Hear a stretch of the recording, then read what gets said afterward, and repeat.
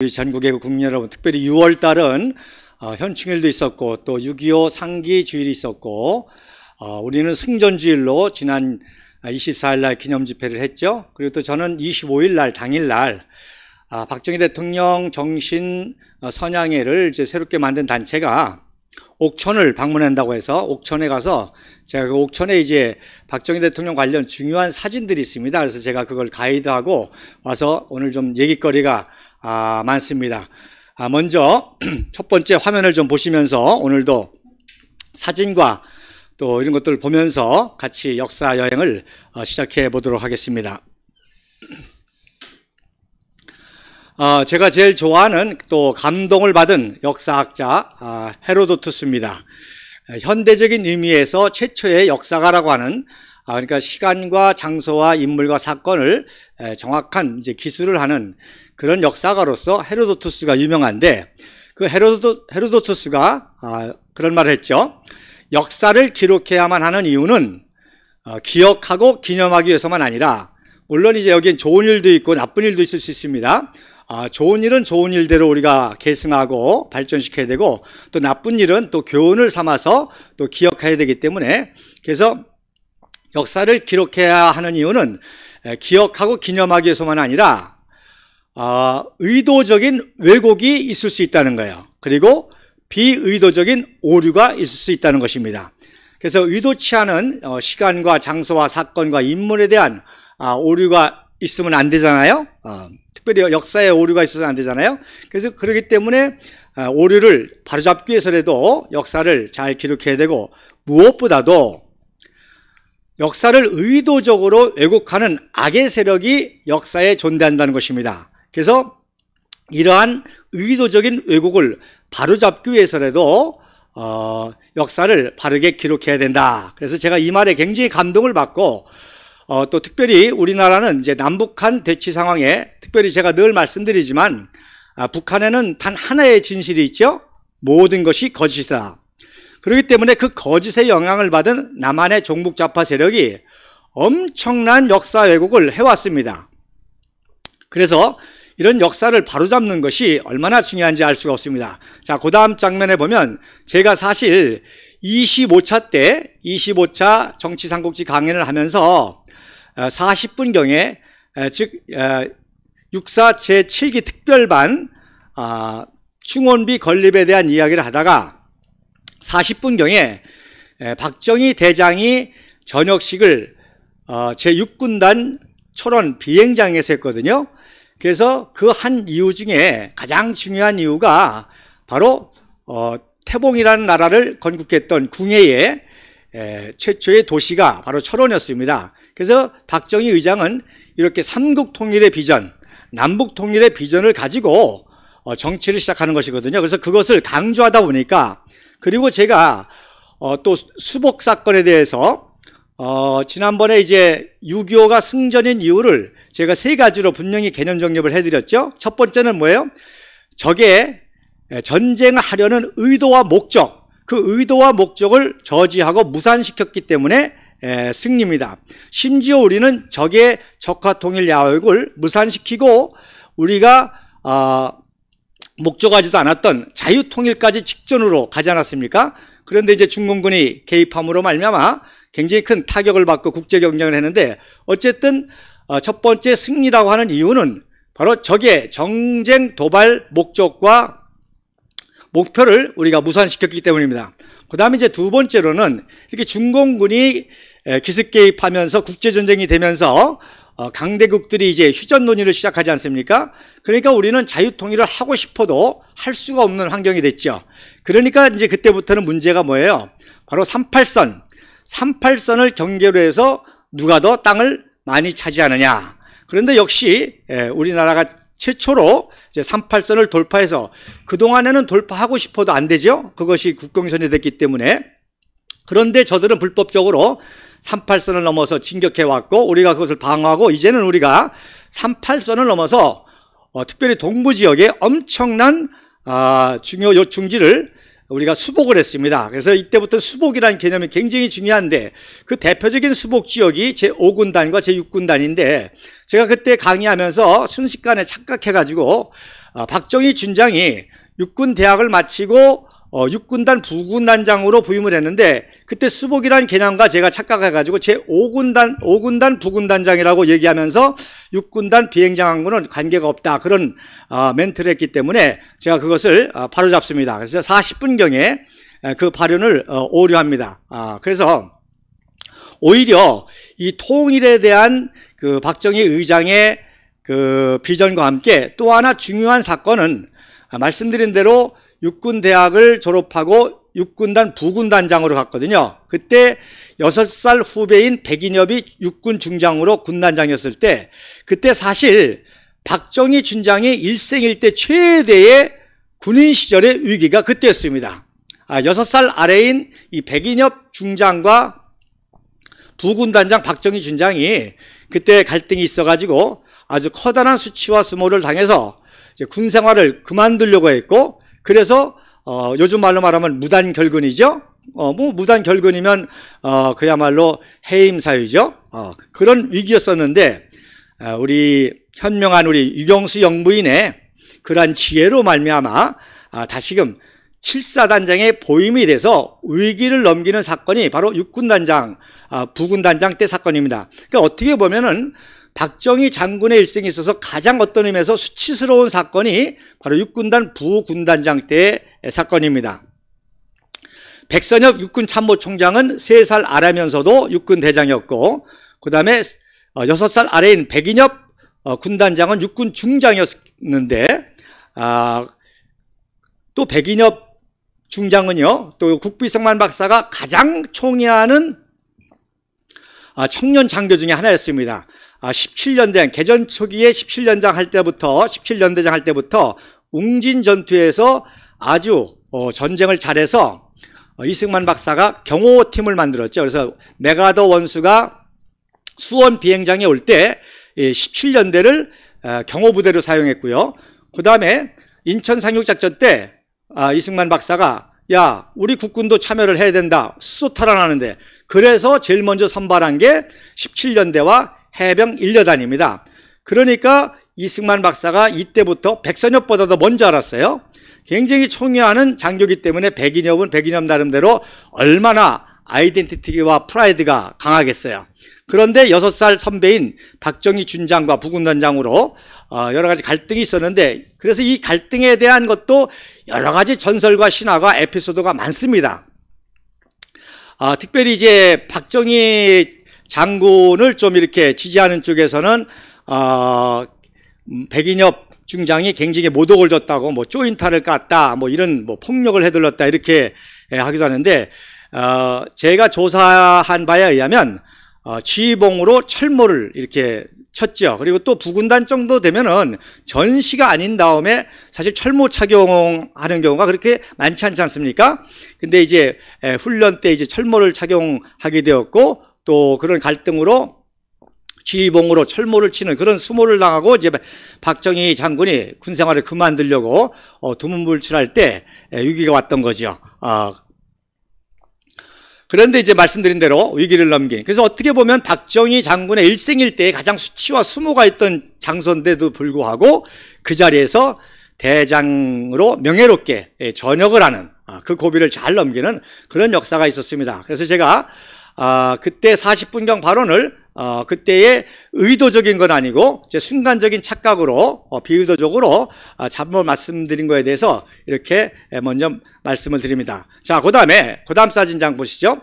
6.25가 되니까 보수 우파의 동지들이 이제 6.25에 관한 아주 좋은 사진들을 많이 올리면서 서로 격려하는데 여러분 이 사진 많이 보셨을 거예요. 이 사진을 가지고 인천 상륙작전의 메가더 원수 사진이라고 그렇게 많이 퍼날러서 보는 걸 볼 수가 있습니다.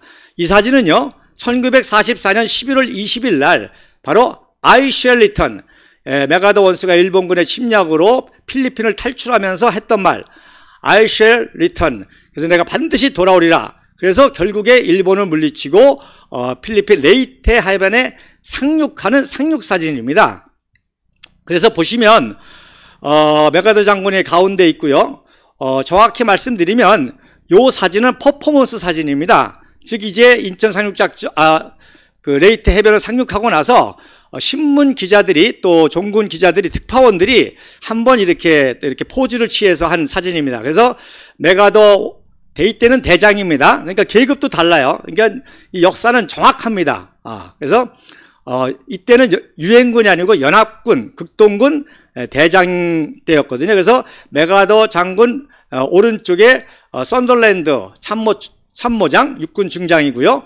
그 다음에 그 사이에 철모 쓴 분이 바로 필리핀 현지 부관으로 기자 출신인데 메가더 원수가 준장으로 임명해서 로물로 준장인데 이분이 나중에 대통령도 되고 우리나라를 또 많이 돕죠. 그리고 그 사이가 이제 휘트니 준장, 법률 민사 참모.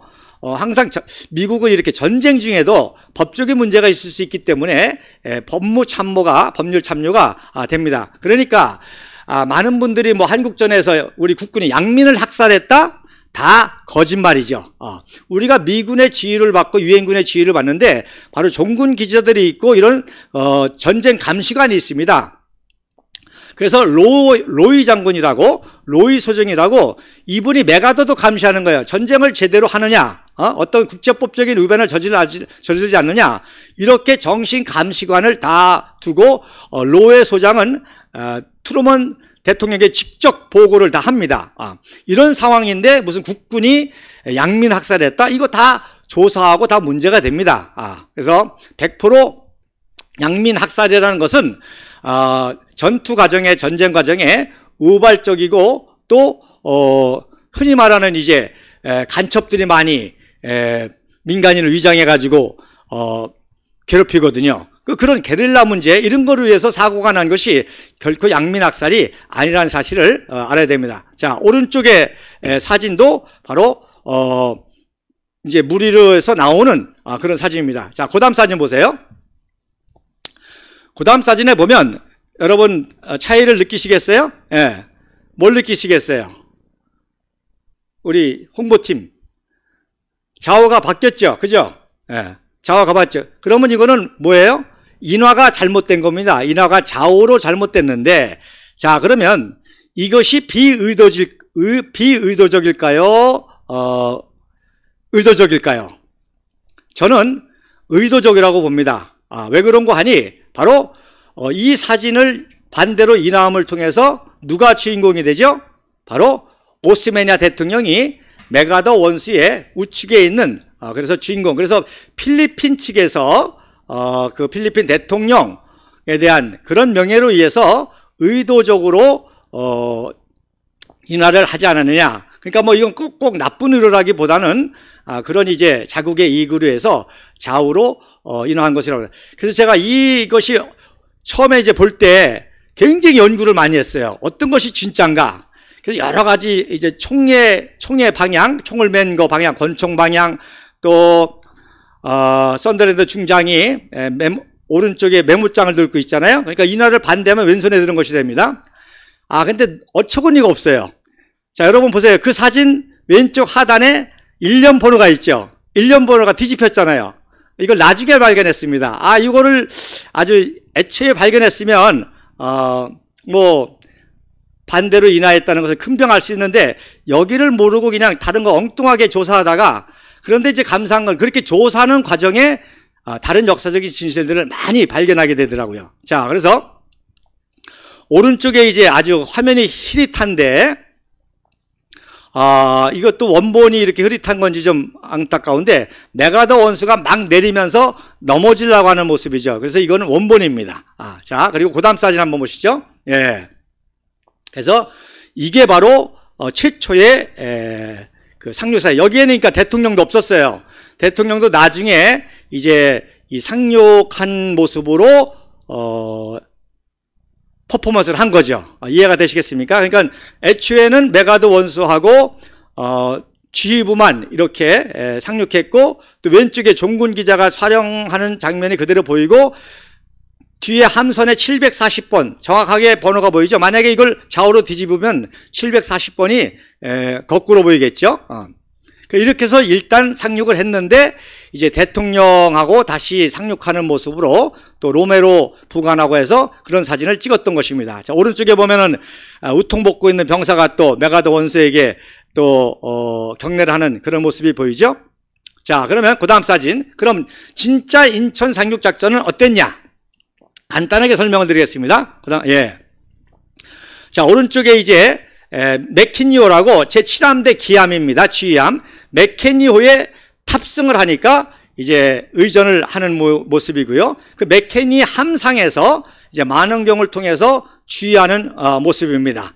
그래서 왼쪽에 휘트니 법무참모 준장이 있죠. 그리고 그 뒤가 바로 연합군 작전참모 라이트 준장입니다. 그리고 이제 제10군단장, 상륙작전을 주의하는 제10군단장 알몬도 소장. 그러니까 원래는 알몬도 소장이 참모장이었다가 10군단을 조성함으로써 이제 초대 10군단장이 됩니다. 그래서 이렇게 함상에서 지휘하다가 그 다음 사진에 보드를 타고 인천은 수심에 간만에 차가 나가기 때문에 레이테와 같은 그런 그 바다 위를 건너서 상륙할 수 있는 장소가 전혀 아닙니다. 그래서 이렇게 보트를 타고 이제 부두로 갑니다. 그래서 이 보드에 탄 수뇌부가 이제 왼쪽에서부터 쭉 보면은 이제 셰펄드 중장, 함대 해병대 사령관, 그 다음에 이제 10군단장 알몬드 장관은 이제 모자만 말고 잘 안 보이죠. 그 다음에 이 함대 7함대 사령관 스트로블 제독, 아주 유명한 분입니다. 이승만 박사님이 태국무공 훈장을 주신 분이고, 그 다음에 메가더 원수, 그 다음에 휘트니 법률참모, 그 다음에 이제 작전참모. 그래서 이때 이제 오른쪽에 있으면 이제 인천 상륙작전 개시하는 명령, GO라고 하는 개시하는 명령을 내리는 사진인데, 이 사진도 퍼포먼스 사진입니다. 이 보트에서 찍은 사진이에요. 그래서 종군 기자들이 한번 그 메가더 원수에게 인천 상륙작전 개시하는 걸 한번 퍼포먼스 해달라. 그래서 GO라고 이제 발음하는 그런 장면을 찍은 거죠. 그래서 정확하게는 원래 메가더 원수가 인천 상륙 개시 전에 자, 우리 다 같이 주기도문하자.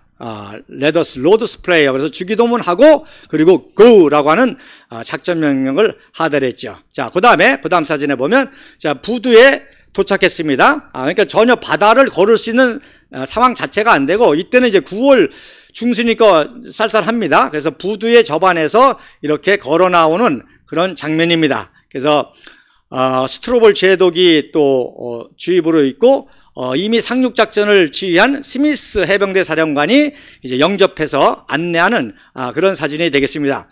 자, 그러면 왜 레이테, 바로 5년 전에 레이테 해변 사진이 인천 상륙전으로 오해됐을까? 그 다음 사진 보시면요. 1957년 9월 15일 이승만 박사가 메가더 장군 동상을 바로 인천의 자유공원에 세웁니다. 그래서 상륙작전 승전 7주년, 그때부터 이미 메가더 국부 이승만 박사는 인천 상륙작전뿐만 아니라 6.25를 승전으로 기념한 거예요. 그래서 인천 자유공원에 메가더 장군 그 동상을 세웁니다. 그래서 그 왼쪽에 보면 이제 동상 밑에 변형태 외무부 장관, 그리고 웅쿠라 단장 콜터, 또 국민을 대표해서 이기붕, 그리고 건립위원장으로 문교장관 최규남, 즉 이런 승전의 역사를 우리 학생들과 미래 세대에게 가르쳐야 된다 해서 건립위원장이 문화공보부나 또 어디 내무부나 또 국방부가 아니라 문교부 장관 최규남 하신 거죠. 이번에 나중에 서울대 총장도 하시죠. 그 다음에 이제 7대 유엔군 사령관인 이 데커 준장, 골프를 잘 쳤던 데커 준장. 그래서 대한민국의 골프도 제일 먼저 만든 게 이승만 박사입니다. 이 골프 데커 대장으로 해서 만들어졌어요. 그리고 이 동상을 누가 만들었냐? 김경승과 이승택 외에 6명의 청년들이 작업을 하는 장면인데, 그래서 저 오른쪽 사진 지금 작업을 장면하는 사진, 그 동상 작업을 하는 장면입니다. 근데 문제는 뭐냐? 그 동상 옆에 뒤에 인천 상륙작전 성공 기념 동판을 제작했는데, 이거를 모르고 레이테 그 아까 보신 거 그거를 모델로 해서 제작한 거예요. 그러니까 여러분 보세요. 역사라는 게 이런 겁니다. 인천 상륙작전 한 지 7년밖에 안 지났는데도 이렇게 헷갈릴 수가 있는 거예요. 그래서 특별히 이제 청년들이 얘네들은 이제 전쟁 세대인지 뭐 학생 때였었겠죠. 그러니까 이제 전설로만 듣던 인천상륙작전 어떻게 자료를 찾다 보니까 뭐 그럴듯한 이 레이테 해변을 가지고 동판을 제작한 거예요. 근데 언제 발견했느냐? 제막식 날 전날 발견했습니다. 그래서 전날 발견해서 지금 뭘 고쳤습니까? 급하게 아까 말씀드린 스트롭을 제독하고 휘트니 소장 그리고 메가더 원수 좌우에 있는 인물을 그 대통령과 로물로 대신에 이렇게 급히 그것만 수정해가지고 재막식을 하게 되는데 이게 지금 인천 상륙작전에 있는 거예요. 그러니까 메가더 동상 뒤에서도 이런 그 비의도적인 오류가 생기니 종북자파들이 얼마나 신나게 역사를 왜곡하겠습니까? 그리고 원래는 이승만 박사가 참석하려고 했어요. 메가더 원수를 초청해가지고 메가더 원수를 정중하게 모셔서 동상 제막식을 하려고 했는데 누가 반대했을까요? 아이젠하워 대통령 측에서 공화당 측에서 메가더 원수의 그 영웅화를 반대해서 출국을 못하게 하니까 이승만 박사도 기분이 나빠서 참석을 안 해서 국민을 대표한 국회의장으로서 이렇게 참석을 하게 된 거죠. 자, 그 다음 사진 해보세요. 그런데 삼성의 이병철 회장은 정확하게 동상을 마련했습니다. 여러분들 지금 보시는 게 이제 메가더 동상에 있는 동판이고 그 다음 동판에 보면은 그 다음 사진에 보면은 바로 이병철 회장이 1984년도에 여러분 화면 보이시죠? 그래서 오른쪽에 이승만 대통령, 왼쪽에 메가더 원수의 동상을 세우고 그리고 가운데에 이제 동판 부조를 세우는데 여기는 이병철 회장이 정확하게 그 아까 말한 맥키니호에서 상륙작전을 지휘하는 그런 부조를 그렸고요. 또 이승만 박사가 전쟁 중에서도 백성들을 돌보는 그런 장면을 했습니다. 그래서 제가 또 이제 시간이 되면 이승만 박사와 이병철 회장에 대해서 특별히 제가 지금 정치 자금에 대해서 우리 공화당의 고액 후원과 이거에 대해서 지금 강의를 준비하고 있는데 그때 이제 얘기하려고 제가 준비 중에 있습니다. 그래서 이승만 박사와 대한제국 시대부터 독립협회 때부터 친했던 이찬우 옹의 아들 이병철을 이제 이화장에서 접견하죠. 그래서 이찬우 옹이 이제 이화장을 구입하는데 이화장을 기증하는데 많은 도움을 줬기 때문에 자기 대신에 이병철을 소개합니다. 그때 이제 이상문 박사가 지금 나라를 세우는 중요한 때니까 나랑 정치를 하자 그랬더니 이병철 사장이 저는 정치보다는 사업으로 돕겠습니다. 그랬더니 이승만 박사가 그때 그래 그러면 사업을 하되 나라에 보답하는 사업보국을 해야 돼. 그래서 이 사업보국이 지금 삼성의 모토가 됐죠. 그래서 그런 역사적인 관계를 제가 쭉 설명하면서 정치자금에 대해서 강의를 준비하고 있습니다. 그러는데 이제 승승장구하다가 6.25가 나니까 미처 사업하는 중에 피난을 못 갔어요. 그래서 이병철 회장이 그 당시에 쉐보레라고 하는 자가용을 타고 있었는데 그거를 뺏겼죠. 그래서 그거를 박헌영이가 타고 있었고 그걸 나중에 이제 미 해병대가 다시금 이제 찾아오는 영상도 제가 발견했는데 어쨌든 이렇게 이병철 회장은 자기에게 사업 보국의 비전을 줘가지고 오늘날 세계적인 기업이 된 이 삼성의 은인으로 이승만 박사를 존경하고 그 다음에 자기는 인공치하에서 죽을 뻔했잖아요. 그런데 인천 상륙작전이 성공함으로 말미암아 다시금 대한민국에서 자유시장 경제를 통해서 세계적인 삼성을 이룰 수 있다 해서 메가더 원수를 은인으로 생각하기 때문에 자기가 죽기 전에 84년도에 이렇게 동상을 건립하고 부조를 정확하게 세웠던 거죠. 자, 그 다음 사진 하나 또 보십시다. 자, 그 다음에 많은 분들이 또 이번에 오해하는 사진인데, 자, 요 사진이 바로 9.28 서울 수복하고 난 직후에 서울역 주변 남대문 상황입니다. 보면은 여러분 잘 보세요. 서울역하고 남대문은 그래도 거의 피해가 없었죠. 주변에 많은 건물들은 이제 폭격에 의해서 북계군이 공격하고 또 우리가 수복하는 과정에 많은 피해가 있었습니다. 자, 잘 봐두세요. 남대문. 자, 그 다음 사진 보세요. 그 다음 사진이 바로 유명한 수원의 팔달문입니다. 팔달문. 자, 보려면 왼쪽에 있는 사진이 바로 광복 직후의 팔달문의 모습입니다. 그런데 1950년 9월 22일 날 수원을 탈환한 직후 제7사단이 수원을 탈환할 때 직후의 모습입니다. 그러니까 건국 이후에 그래도 팔달문을 많이 이렇게 복원을 했죠. 보시면 확연히 드러나잖아요. 그래서 해방 전에는 문짝도 없던 게 이제 문도 생기고 성곽도 이렇게 조성이 되고 상가도 생기고 또 오른쪽 사진에 보면 팔달 식당이 있죠. 자, 그래서 우리가 서울 북계군하고 전쟁하고 서울 수복할 때만 해도 팔달문이 큰 피해가 없었습니다. 자, 그 다음 사진 보십시다. 예, 그 다음 사진에 보면 어떻게 됐어요? 중공군이 기습 개입하면서 팔달문이 박살이 난 모습입니다. 그래서 1월 25일 날 이제 유엔이 반격 작전을 하면서 팔달문을 찍은 건데 거의 뭐 반파가 됐죠. 그런데 이거를 남대문 사진이다라고 해서 돌아다니더라고요. 자, 그러면 이 팔달문이 안에서 찍은 걸까요? 밖에서 찍은 걸까요? 이거는 안에서 찍은 겁니다. 즉, 성벽 안에 있죠? 그래서 부대가 교대하면서 성 안에서 밖을 찍은 그런 사진이 되겠습니다. 그래서 미 제25사단 35연대가 수원을 탈환하고 찍은 모습입니다. 그러니까 이 사진 한 장면을 통해서도 봐도 북계군과의 전쟁보다 중공군과의 전쟁이 굉장히 치열했고 또 피해가 극심했다는 것을 그래서 무찌르자 오랑캐 이가 갈리는 이유가 여기 있는 거죠.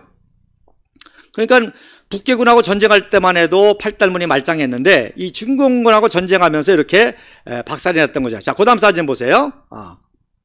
그래서 또 다른 흑백 사진입니다. 역시 이제 일정 지역을 탈환하고 부대를 교대하게 해서 안에서 찍은 사진이고요. 마침 이제 이때부터 일본은 이제 평화조약, 즉 일본을 보통국가로 만드는 평화조약이 협의될 때입니다. 그러니까 이게 무슨 뜻이냐? 중공군이 개입해서 엄청난 전쟁 물자가 들어가고 하니까 미국과 유엔군이 감당하기가 힘들잖아요. 근데 일본은 전쟁 특수로 지금 돈을 엄청 벌고 있단 말입니다. 그러니까 일본을 빨리 정상국가로 만들어서 일본으로 하여금 또 한국을 돕게 하자. 그런 걸로 평화조약을 맺게 되고 그래서 한일 회담이 이때부터 이승만 박사하고 협의가 되는 겁니다. 그래서 이승만 박사는 좋아, 그러면 평화조약을 맺는 조건으로 우리는 전쟁 피해자가 아니지만 전쟁 배상금을 달라. 그래서 동남아시아 국가들이 한 5억 불, 6억 불 배상금을 받게 되는데 우리는 오히려 일본이 우리나라에 있던 재산을 달라고 그러잖아요. 그래서 그거 안 돼. 대신 오히려 니네가 전장 배상금에 준하는 그걸 달라. 그래서 일본 재건을 위한 평화조약이 협의될 때 이승만 박사가 그때 이런 한일 국교 정상화에 대한 협의를 이미 이때부터 하고 있다는 것입니다. 자, 어쨌든 간에 이때 이제 썬더볼트라고 하는 벼락작전, 반격작전이 시작이 됨으로 인해서 미 35연대, 25사단 35연대 이중대와 I중대가 서울을 탈환하는 장면입니다. 자, 그 다음 사진 보세요. 자, 그 다음 사진에 보면 이제 4월 20일 날 완전히 수원을 탈환하고 중공군을 축출했을 때 모습이죠. 자, 이건 어디서 찍었어요? 밖에서 찍었죠. 성곽이 보이죠. 그러니까 파괴된 부분도 확실히 좌우로 변화가 있죠. 그래서 이거는 좌우를 잘못 인화한 사진이 아니라 바로 정확하게 밖에서 찍었기 때문에 합니다. 자, 그러니까 역사를 이렇게 바로 알아야 되는 것입니다. 그런데 이 사진이 파괴된 남대문 사진이다 해가지고 우파들 사이에서 나가고 있는 것을 볼 수가 있습니다. 자, 그 다음 사진에 자, 우리가 지난 24일 날 6.25 승전 집회를 또 했습니다. 우리 남강규 교수님이 연설하시는 모습인데 남강규 교수님이 연설하는 중에 역시 잘못 말씀하신 것이 있죠. 그 박정희 남로당 숙군 사건, 조직도에 대한 얘기를 이분이 또 그동안 우파에서 이렇게 전설적으로 잘못 전해되어 온 얘기를 이렇게 언급하셔서 그거를 이제 제가 바로잡으려고 말씀드립니다. 제가 이미 강의를 했습니다마는 박정희는 머리 털끝 하나 남로당과 공산주의가 전혀 관계가 없습니다. 그러니까 전향도 할 필요 없어요. 박정희 전향이라는 말도 쓰면 안 됩니다. 오직 하나, 이재복 목사가 박정희를 포섭하기 위해서 종이에다가 박정희라는 이름을 썼는데 그것이 이재복이 체포되면서 그것이 주머니에서 나왔기 때문에 체포가 돼서 조사를 받았지. 그리고 그 조직도는 바로 김창룡 특무과장이 다 조사해서 만들어놓은 조직도고요. 그래서 박정희를 살리기 위해서 아무런 혐의가 없으니까 최병덕 육부 참모총장이 또 그 당시 뭐 참모차장인 정일권은 친구잖아요. 그래서 박정희는 혐의가 없으니까 살려야 된다. 어떻게 하면 살 수 있느냐? 그러면 내가 남로당 군인들 체포하러 갈 때 10명까지 같이 동행하면 만약에 저가 공산주의 조금이라도 있다고 한다면은 이제 공산사회에서는 전혀 활동을 못한다. 이제 배신자니까. 공산당 잡으러 가는데 동행했으니까. 그 다음에 본인이 정말 공산주의가 아니라면 떳떳할 거 아니냐. 그래서 그 제안을 받아들였기 때문에 석방이 된 거거든요. 근데 그런 것들이 전설이 돼가지고 무슨 조직도를 불었다? 이거는 엄청난 왜곡이고 모독이죠. 박정희 대통령에 대한 엄청난 모독입니다. 그럼 뭐 배신자라는 얘기 아니에요. 그런 얘기가 전혀 아닙니다. 자, 그 다음에 저는 이 무대 사진을 딱 본 순간, 오른쪽 하단에 있는 사진을 딱 본 순간, 이거는 베트남 사진이다. 그래서 바로 조사해가지고 이거를 제가 알아냈습니다. 그래서 먼저 왼쪽 사진, 왼쪽에 있는 사진은 아주 유명한 사진이죠. 근데 이 사진이 그동안에 그냥 사진만, 6.25 때 사진이다라고만 전해졌는데 왜 그렇게 됐는가 하니, 원래 이 사진은 미 공군 장교 스펜서라는 소령이 찍었는데 1951년 6월 9일 날 행주대교에서 찍은 거예요. 행주대교, 행주 아시죠? 그런데 이 사진이 어떻게 전설이 되면서 한국 사람인지 미국 사람인지 행주를 해주라고 기록한 거예요. 해주는 어디예요? 황해도거든요. 그러면 1951년도면은 해주는 이미 북한 땅이거든요. 그러니까 이 사진에 대한 컨프지가 온 거예요. 그러니까 이 사진의 장소와 시간이 일치하지 않으니까 그냥 사진만 있고 모든 게 사라졌던 겁니다. 그런데 제가 정확하게 발견했습니다. 그래서 미 공군 장교 스펜서 소령이 촬영을 했고 이거를 미 해군에 전달돼서 미 해군이 가지고 있던 사진인데 캡션에 보면은 정확하게 써 있죠. 1951년 6월 9일 날 행주에서 해교대교에서 M26 셔먼 탱크 앞에서 참 동생을 얻고 있는 그런 여학생의 모습이다. 그래서 전쟁에 얼마나 비극적이면서도 또 우리 아이들에 대한 이런 애정과 사랑, 그래서 그런 아주 유명한 역사적인 사진인데 이게 단어 하나 잘못 쓰므로 인해서 역사가 묻혀졌었는데 이렇게 정확한 것이고, 그날 바로 이승만 박사는 뭘 했냐? 바로 우리나라 최초로 시내에 노크라 그러죠. 노크, 선거, 배를 건조할 수 있는 최초의 도크 작업을 기공식을 합니다. 그러니까 여러분 보세요. 우리가 정상적이었다면 이 도크 기공식 쉽지 않습니다. 어마어마한 사업이잖아요. 그런데 전쟁을 통해서 이승만 박사가 미국의 유엔의 원조를 끌어들여 가지고 이런 그 기공식을 하게 됐던 거죠. 자, 그다음 사진. 이게 바로 잘못된 사진인데 왜 그랬냐? 오른쪽에 보면 엑스프레스지에서 2018년도 휴전일 날 한국 특집을 하면서 이 외국의 기자가 매튜 키리캄이라는 기자가 모르고, 이분도 모르고 그랬겠죠. 베트남 월남전 사진을 6.25 때 사진이라고 소개를 한 거예요. 그거를 우리 또 팀들이 잘 모르니까 이 사진대로 보자면은 뭐 한 거죠. 그래서 사진을 검색해서 우연히 또 이 사진을 검색해서 이거를 그 무대에 설치를 했던 거죠. 그래서 이 사진은 1967년 2월 2일 날 월남 사이공을 베트공이 침공하면서 포격의 피해를 받은 아동들을 미군이 구출하는 장면이고요. 이 사진은 울스타인 빌드라고 하는 독일 회사에서 각도된 사진인데 저는 이런 사진 연구를 굉장히 많이 했어요. 그래서 사진만 봐도 내가 못 보던 사진이거든요. 제가 6.25 사진은 날짜별로 거의 가지고 있는데 제가 못 보던 사진인데 6.25 사진이다 그러니까 내가 관심 있게 봤고, 저는 딱 보니까 우선 오른쪽에 있는 군인의 모자가 이거는 6.25 때 쓰던 모자가 아닙니다. 베트남 월남전 때 쓰던 모자고요. 철모도 같은 철모 같지만 6.25 때보다 훨씬 세련돼 있죠. 그래서 군복이라든지 그리고 아이들의 모습이라든지, 그리고 아이들은 거의 여름이잖아요. 이런 장면이 있을 수 있는 건 평양 탈환 때거든요. 그래서 요거를 이제 그 매튜 외국 기자가 평양 때의 사진으로 특별히 이제 트럼프하고 김정은이하고 막 한참 하노이 회담 뭐 이런 얘기 할 때거든요. 그러니까 이제 평양에서의 전투 사진으로 평양에 있는 어린이들을 돌보는 미군이다라는 걸로 이 사진을 오해한 거죠.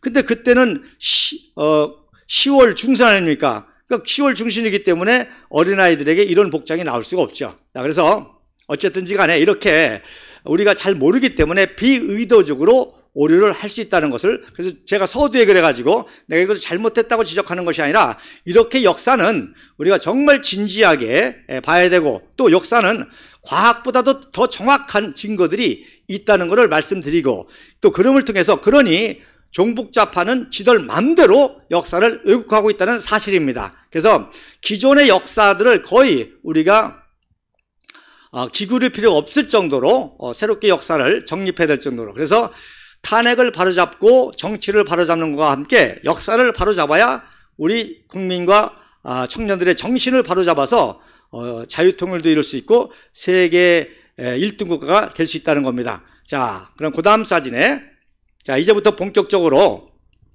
오늘의 주제를 말씀드리려고 하는데, 제가 이제 옥천에 갔다 그랬죠? 옥천에 이제 제가 일부러 갔습니다. 왜냐하면 그 옥천 여러분도 가보셨겠지만, 그 본가 뒤에 사진이, 중요한 사진들이 밑장이 있지 않습니까? 그래서 그 사진들을 설명해 주려고 갔는데, 자, 6.25의 이제 승전에 이제 그 제가 아까 말했는데 세 번째 중요한 게 뭐예요?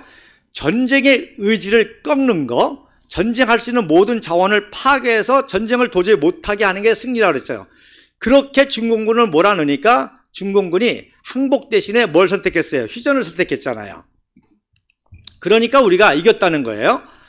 우리는 항복을 받아내려고 했는데 이제 국제 관계에 의해서 휴전을 성립된 거죠. 자, 그랬는데, 그러면 참 이 6.25라는 것이 승전이긴 하지만 엄청난 피해와 고통이 있지 않았습니까? 동족 상정 간에 형제 간에 서로 죽이고, 태극기 휘날리며 형제 간에 서로 죽이고, 부자 간에 서로 죽이고, 그런 엄청난 정말 우리나라의 그 비극, 청일전쟁, 우리나라 땅에서 청나라와 일본이 전쟁하고, 러일전쟁, 우리나라 땅에서 러시아와 일본이 전쟁하고, 6.25 전쟁, 우리나라 땅에서 유엔군과 중공군 소련이 전쟁을 하는 참 이 엄청난 비극과 아픔과 상처가 있는데, 그럼에도 불구하고 6.25가 우리 한강의 기적을 일으키는 놀라운 원동력이 됐다는 겁니다.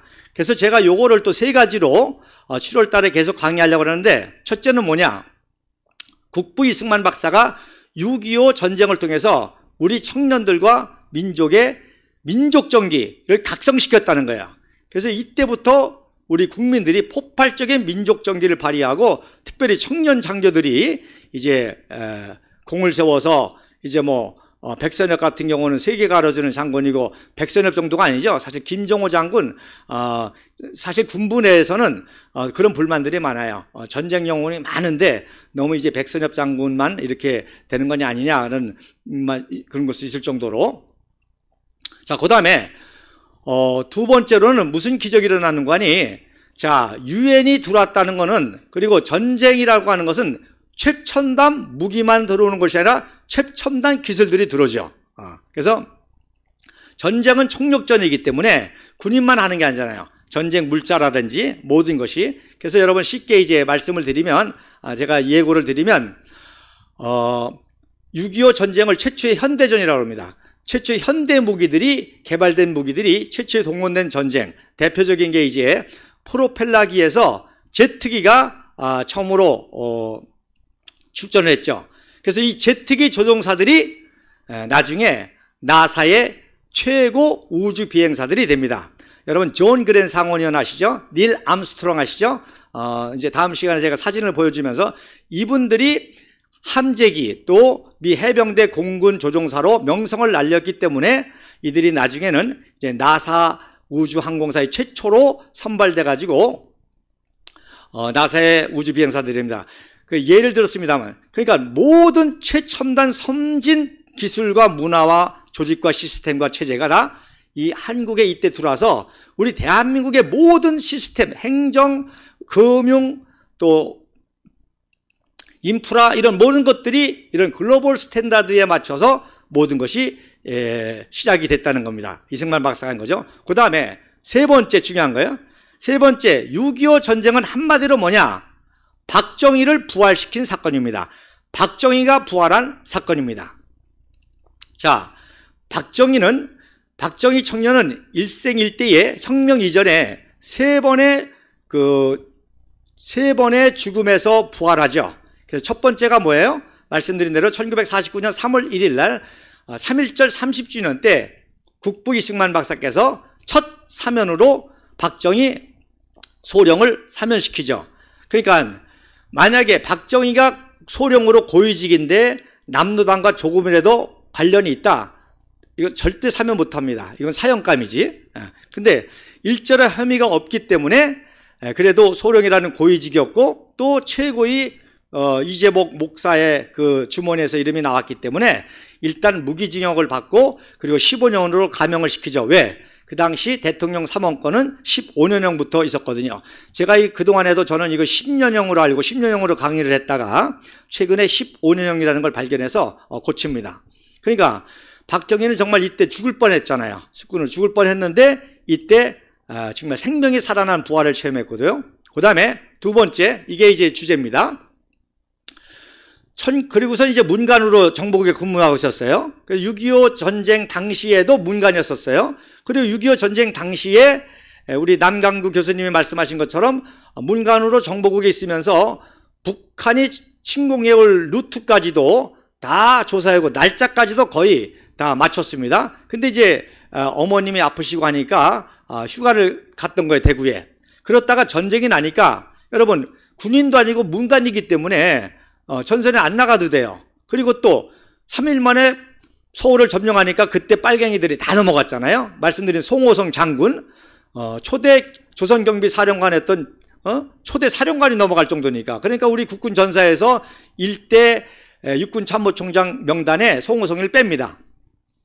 자, 그런데 박정희는 문관임에도 불구하고 전쟁이 났다고 하니까 휴가를 포기하고 복귀를 하죠. 근데 복귀를 했는데 이미 한강다리가 끊어져 가지고 그래서 수원에 있는 이제 육군 정보국으로 찾아 들어갑니다. 그래서 그때 많이 사람들이 놀랬다는 거 아니에요? 다 뭐 숙군 사건이었다는 거 아니까. 그래서 박정희가 다 혹시 넘어가지 않았나 그랬더니 박정희가 나타나니까 깜짝 놀라고 그때 많은 사람들이 박정희 정말 공산주의와 전혀 관계가 없구나 이렇게 알았다는 거 아니에요? 자, 그랬는데 바로 7월 14일 날 초대 유엔군 사령관으로 메가더 원수가 임명이 돼가지고 유엔 군기를 콜린스 육군 참모총장이 다이치 빌딩 옥상에서 전달해 주는 날 국부 이승만 박사께서 박정희를 소령으로 현역 복귀시킵니다. 그러니까 6.25는 한마디로 뭐예요? 박정희를 군인 천재로 부활시킨 날이 되는 거죠. 이때 박정희만 사면된 것이 아니라 여러분 유명한 안두희 아시죠? 안두희 대위. 김구를 살해했기 때문에 감옥에 갇혀있던 안두희도 바로 우익이니까, 그리고 전쟁 났으니까 바로 복귀시켜서 포병 장교로 복귀를 합니다. 지금 전쟁이 나는데 얼마나 청년 장교들이, 유능한 장교들이 필요해요. 그러니까 복귀를 시켰는데 박정희 소령을 이때 복귀를 시켰습니다. 자, 그리고 이제 아까 말씀드린 57년도 9월 1일 날 약 4월 달부터 약 그러니까 5개월 동안 근무하면서 짧죠. 그러니까 4월, 5월, 6월, 7월, 8월, 9월, 8월까지. 그래서 육군단 부군단장으로 있으면서 이때 이제 예편할 뻔했는데 이때 다시 장군으로 부활하게 되는 거죠. 그래서 7사단장의 발령을 받고 그 해에 육군 소장으로 진급을 합니다. 그래서 아무리 똑똑해도 준장 계급장을 달고는 혁명에 성공을 못하죠. 그래서 소장 정도 돼서 사단장급 이하의 그런 지휘 능력과 또 그런 카리스마가 있어야 되는데 어쨌든 그 위기를 극복하고 제7사단장으로 있다가 소장으로 지급하고 최고 요직인 제1군 사령부 참모장으로 가게 됩니다. 그래서 첫 번째는 죽음에서 부활, 두 번째는 군인으로 부활, 세 번째는 장군으로 부활이 되겠습니다. 자, 그럼 부활을 했어도 공을 세우지 않으면 소용이 없잖아요. 이때부터 박정희 소령이 이제 공을 세우기 시작하는데 그 다음 사진 보세요. 첫 번째 무슨 공을 세우게 되느냐. 자, 여러분 유명한 다부동 전투가 굉장히 극심했는데 아직도 유엔군의 병력들이 다 동원되지 못했기 때문에 인민군 제2군단을 막아낼 수 있는 유일한 방법은 제공권을 장악한 미군이 폭격을 하는 방법밖에 없습니다. 그 사이에 계속 미군이 보강이 돼서 낙동강 방어작전을 해야 되거든요. 그래서 제가 지난번에 말씀드린 것처럼 그런데 여름에 장마철이기 때문에 제대로 비행기가 뜨지 못하는 거예요. 그래서 8월 13일 날 주일 날 제2차 초량기도 기도회를 했죠. 그랬는데 8월 15일까지 광복절까지 비가 왔습니다. 그래서 대구 시민회관에서 광복절 기념식을 비를 맞으면서 이승만 박사가 했는데 16일 날 놀랍게 화창하게 개어가지고 바로 오른쪽 사진이 당시 역사상 최대의 융단 폭격 3,800발의 그 폭탄을 투하하는 겁니다. 그래가지고 인민군 2군단을 저지하게 되는 거죠. 근데 정확한 정보가 없으니까 북괴군에게 공포감은 조성했지 실질적인 전력의 피해는 약했습니다. 그래서 계속 다부동 전투에서 고전을 겪고 있는데 놀라운 거는요. 8월 21일 날 제2군단 13사단의 포병연대장인 정봉옥 중자가 기순합니다. 그래서 왼쪽에 바로 정봉옥 중자고 당봉명 김유각 청년을 데리고 온데 이때 정봉욱이가 27살입니다. 26살입니다. 그리고 김유각이가 20살입니다. 그러니까 6.25는 청년들의 전쟁이었죠. 북한도 다 청년 장교들이고 남한도 30세의 백선엽, 33세의 박정희. 그래서 33세의 박정희 소령이 우리나라 계급으로 중령인 정봉욱 중령을 이제 신문에서 정보를 뽑는데 세 가지 중요한 정보를 정리해서 메가더 원수에게 보냅니다. 첫 번째는 뭐냐? 김일성이가 몸이 달아가지고 부산에 있는 시민들을 고려하지 말고 무차격 포격으로 점령해라라고 하는 무차별 포격 점령 작전을 곧 하게 됐다는 거예요. 그 다음에 두 번째로는 바로 포병의 위치, 무기의 위치, 어느 가수원에 뭐가 숨겨있고 뭐가 있다는 그런 위치 정보를 또 정확하게 파악해서 지도에 기입을 했고요. 그 다음에 이제 세 번째로는 북한군의 조직도 또 군사작전 형태 뭐 이런 정보들을 정리를 했죠. 그러니까 큰일 났잖아요. 이 군단이 곧 전면 무차별 공격. 그러니까 22일 날 바로 비가 옴에도 불구하고 포격작전을 한 거예요. 그 비가 오는 우중에서도 워낙 위급하니까 했는데 놀라운 거는 정확한 위치 정보가 있으니까 그리고 16일 날 폭격작전의 경험도 있으니까 바로 정확한 폭탄으로 중공군이 아니라 이제 북괴군을 이렇게 괴멸시킬 수 있었던 거죠. 그래서 다부동 전투의 일선 전투의 승리는 백선엽 장군이지만 바로 그렇게 승리할 수 있도록 정보를 제공한 건 박정희 소령이 되겠습니다. 그래서 그 다음 사진이 중요한 거예요. 자, 그 다음 사진에 그 다음 사진에 보면 그래서 박정희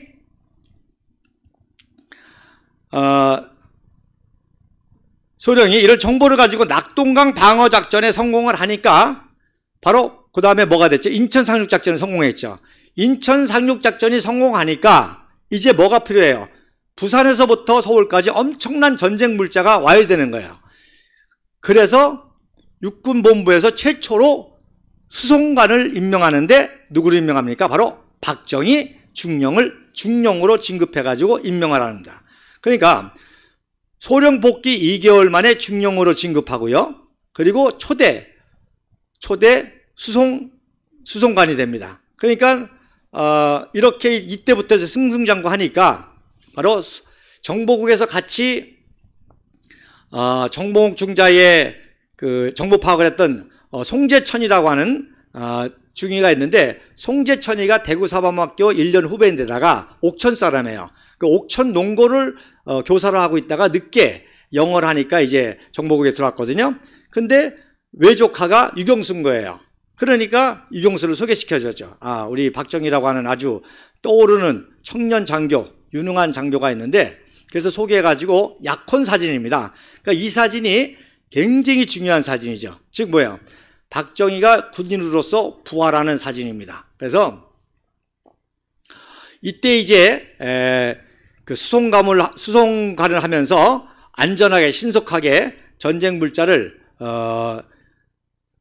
서울로 보내서 서울 탈환작전, 38선 독파작전, 평양 탈환작전에 이르기까지 이런 수송의 역할을 탁월하게 했던 거죠. 여러분, 이 수송을 잘하려면요, 안전도 해야 되고요. 여러분, 게릴라들이 또 얼마나 또 폭발력을 해요. 안전도 해야 되고요.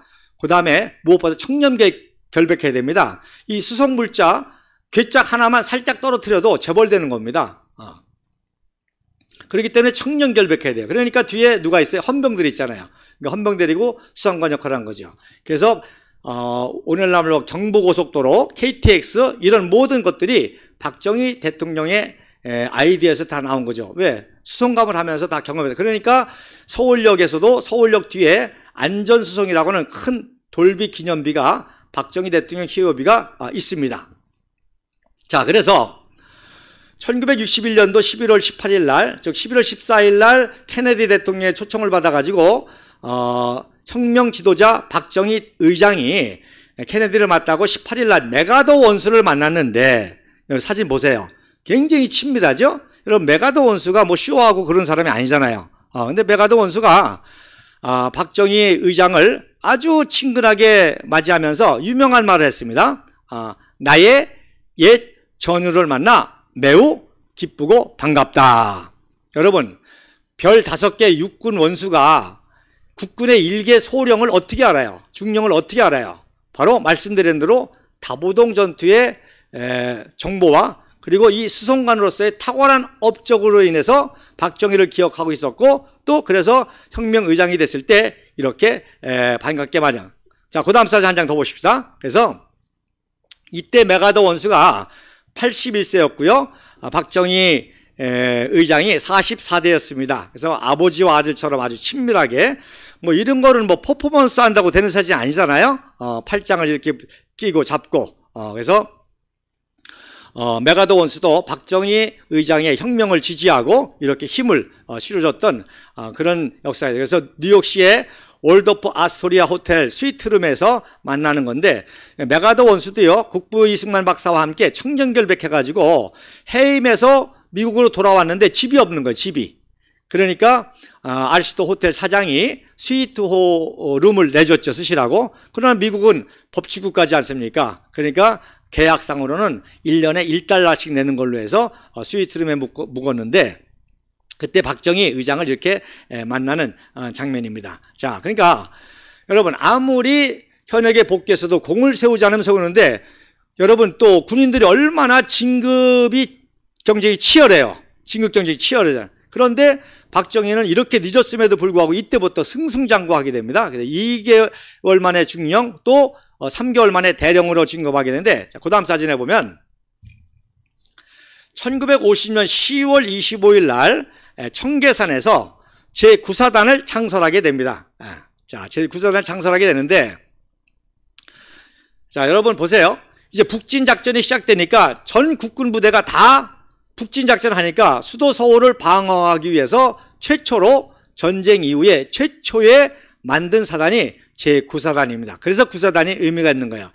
물론 8월 달에 제11사단이 창설되긴 했는데 그거는 기존에 있던 부대를 다시 긁어 모아가지고 게릴라를 소탕하기 위해서 만든 게 11사단입니다. 그래서 전쟁 이후에 11사단이 만들어지긴 했지만 그건 이제 그런 이유가 있고 최초로 이렇게 사단으로 전투사단으로는 제9사단인데 그러니까 당연히 중요한 부대죠. 그러니까 사단장급 중에서 제일 똘똘한 놈 누구? 장도영 준장. 대령급 중에서 제일 똑똑한 참모장 누구? 박정희. 그래서 9사단 초대 사단장과 참모장으로 또 장도영, 박정희가 이렇게 또 인연이 되는 거죠. 그래서 이 사진이 청계산에서 9사단 창설 사진이라고 알려졌는데 이 사진도 죄송하지만 오해된 사진입니다. 자, 그 다음 사진 보세요. 이 사진은 9월 16일 인천 상륙작전 끝나고 엄청난 병력들이 풀려갈 거 아니에요. 그래서 부산에서 신병훈련을 마친 신병들에게 훈시하는 9월 16일 부산 구포 사진입니다. 자, 그러면 다시 한번 그 전 사진 다시 한번 보십시다. 그 전 사진. 자, 청계선에서 보시면 보세요. 자, 이승만 박사가 연단에서 연설하시고 있죠. 연단 보이죠? 연단 오른쪽에 열중시하는 군인이 보이죠. 근데 그 군인이 고구를 차는 모습이 보이죠. 그리고 저쪽 건너편에 젊은 장교가 바로 강문봉 작전국장이고요. 그 앞에 육군 참모총장이 있는데 잘 안 보입니다. 그럼 그 다음 사진 다시 보시겠습니다. 이제 자, 일치하죠, 그죠? 그 연단에 이승만 박사 연설하시고 오른쪽에 있는 게 바로 유흥수 훈련수장인데 왜 고구를 썼느냐? 이분이 기갑 여단장이었거든요. 그 당시 뭐 탱크도 제대로 없지만 그래도 장갑차하고 또 기마부대 같은 걸 운영한 그래서 이 기갑 여단장이었기 때문에 이제 고구를 쓰면서 훈련수장을 했고요. 그 오른쪽에 육군 참모총장 안경 쓴 정일권 장군이 보이죠. 그리고 이제 오른쪽 사진이 기념 촬영한 거예요. 그래서 오른쪽에 이제 작전국장 강문봉 대령 이후에 이제 준장으로 진급하죠. 그러니까 제가 박정희 청년 시절 얘기하면서 박정희 청년이 만주 신경공학교 수석 졸업하면서 다큐멘터리를 보고 감동을 받아가지고 신경중학교에서 수석으로 입학해서 6년 차이가 납니다. 그런데 지금은 어떻게 됐어요? 바로 6살 후배인 강문봉이는 작전국장에다가 곧 사단장으로 준장이 되고 박정희는 이제서 대령이잖아요. 자, 그리고 가운데 있는 분이 그 유명한 하우스만 소령입니다. 이승만 박사의 정치 고문으로 또 군사 고문으로 CIO이기도 한데 그래서 말씀드렸죠. 박정희 그 숙군 사건으로도 결정적인 구명운동에 역할한 게 하우스만입니다. 왜? 하우스만이 같이 박정희하고 여순 반란 사건 작전을 같이 했거든요. 그러니까 잘 알죠. 그러니까 만약에 그렇게 같이 작전을 했는데 무슨 혐의가 있다. 이건 뭐 볼 거 없는 사형이죠. 근데 그런 혐의가 전혀 없기 때문에 살아날 수가 있었던 것입니다. 자, 그 다음 사진에. 그래서 이제 결혼을 할 수 있게 되는 겁니다. 자, 만약에 말년 소령하고 누가 결혼해요? 진급도 제대로 어떻게 할지도 모르는데. 근데 이때부터 2기의 선두주자로 또 뭐 자기의 친구인 정일권이가 육군 참모총장 아니에요. 그러니까 뭐 박정희 소령은 대단한 분이죠. 근데 이렇게 공을 세우면서 전면에 드러나게 되니까 이제 유경수 여사하고 이제 결혼하는 놀라운 축복. 그래서 정말 박정희가 위대한 군인 지도자로 부활하고 나중에 대통령이 되어서 영부인까지 되는 그러한 영광의 부활의 사건이 바로 6.25 사건입니다. 그러니까 방통거리, 멍통거리, 똥통거리 김일성이가 괜히 전쟁을 일으켜가지고 박정희를 부활시켜가지고 결국 박정희한테 진 거 아니에요. 남한은 한강기적을 일으켜서 선진국이 되고 북한은 완전히 거지 나라가 되고 그래서 오른쪽에 있는 장교가 아마 송재천 장교 같고요. 그래서 이게 이제 12월 10일 계산성당에서 결혼식하죠. 그래서 4개월 만에 충무 무공훈장을 탑니다. 그래서 전투에 참가하지 않았는데도 이런 정보와 작전의 능력을 가지고 서열 세 번째입니다. 태극무공훈장, 을지무공훈장 다음에 서열 3위가 충무무공훈장인데 충무무공훈장을 타고 이제 대령으로 특진하게 되죠. 그래서 그 다음 사진. 그래서 이제부터 이제 박정희는 아주 승승장구하는 선두주자로 모든 것을 최초의 기록을 다 세우게 됩니다. 그래서 이 사진은 51년 2월에 제9사단 참모장으로 이제 북계군 제12사단 게릴라를 선멸하는 정선으로 전방을 전출하게 되면서 전방 전출 기념사진입니다. 그래서 가운데 있는 사진이 이경수 여사와 신혼 사진이고요. 오른쪽에 이경영 여사가 얼마나 기쁘겠어요. 사위가 늦게 군대를 시작하고 파란만장했는데 이렇게 승승장구하니까 얼마나 기쁘겠어요. 그래서 장모님하고도 기념 촬영을 했고요. 그리고 왼쪽에 이제 전방 정선에서 신혼살림 하다가 이때 박근혜 영예를 잉태하게 되죠. 그리고 이제 전방 강릉까지 전쟁 나갔을 때에 거기까지 면회 가서 강릉 경포대에서 기념 촬영을 한 사진입니다. 그래서 굉장히 해상도가 어려운데 보면 헤어스타일이 똑같죠? 유경수 여사 그 가운데 있는 신혼 때 찍은 사진하고 헤어스타일이 똑같습니다. 자, 이제 2장 남았습니다. 자, 그래서 그 다음 사진에 보면 3월 23일 날 인민군 14단 게릴라를 소탕하고 전리품을 시찰할 때 육군 참모총장 정일권 소장, 나이도 똑같고 동기동창이고 굉장히 친하거든요. 근데 이제 대령인데 육군 참모총장이 정일권. 그 다음에 이제 오른쪽에 두 번째가 박정희 대령입니다. 이렇게 모자 쓰고 살짝 올려. 그리고 그 옆에가 이용문 부사단장. 그리고 그 당시 사단장은 김종갑 준장이었습니다. 그러니까 나이를 보면 보세요. 정일권하고 박정희하고 똑같이 34살. 그리고 김종갑이는 5살이 아래인데 이미 사단장 준장이고요. 또 이용문 장군도 오히려 제 나이가 많은데 늦게 이제 이분도 군무에 들어와가지고 이제 대령이시고요. 그리고 박정희 그 장군의 대령 1년 선배가 되죠. 자, 그리고 마지막, 그래서 그 다음 사진에 보면, 그래서 아까 말씀드린 대로 육군단 부관단장의 그 위기를 무사히 넘기고, 이제 그 다음 사진에 보면 육군 소장에 임명이 돼가지고 제1군 부참모장으로 발령이 날 때입니다. 그래서 가운데 이경영 여사, 그리고 박정희 대통령, 또 맨 오른쪽에가 유계수 처제입니다. 그리고 그 옆에가 유경수 영부인, 그리고 그 위에 젊은 장교가 바로 한병기 부관으로 이때 포병 유학을 가게 되고요. 이때 이제 전처의 딸인 박재옥, 박정희 대통령 옆에 있는 박재옥과 약혼을 한 사이가 되죠. 그래서 육군 소장으로서 이제 승승장구하는 사진입니다. 자, 그럼 마지막 사진으로 다음 주 예고가 마치도록 하겠습니다. 자, 마지막 사진, 바로 왼쪽 사진이 여러분 보시는 것처럼 오늘날 팔달문의 사진이고 오른쪽이 남대문의 사진입니다. 바로 6.25 전쟁은 우리의 비극이었지만 6.25 전쟁을 통해서 이승만 박사가 민족 정기를 청년들과 국민들을 깨우고, 그리고 글로벌 최첨단 모든 시스템이 적용이 되고, 그래서 원자력까지도 만들어서 모든 분야에서 세계 최고가 돼가지고 전쟁의 폐허에서 빛과 자유의 한강의 기적을 일으킨 모습을 여러분들이 보고 있습니다.